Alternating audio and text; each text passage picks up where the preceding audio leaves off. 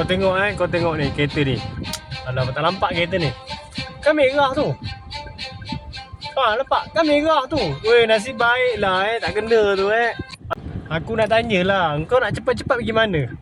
Tengah merah tu, kebanyakan ramai kalau orang nak lintas ke, orang nak lalu ke yang pejalan kaki, ramai akan langgar lampu merah. Dia ingat tak ada pejalan kaki lah apa semua. Banyaklah orang langgar. Tak tahu kenapa. Bukan ke mana pun. Sekejap je pun orang lintas.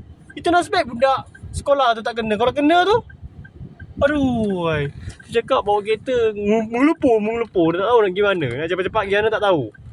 Kan, nampak kat situ. Nasib baik tak kena tu. Kalau kena tu, tak tahu apa jadi. Nak raya ni guys, nak raya. Bawa hati-hati lah jalan raya, okay? Bawa hati-hati di jalan raya, insyaAllah. Sampainya. Cepat macam mana pun.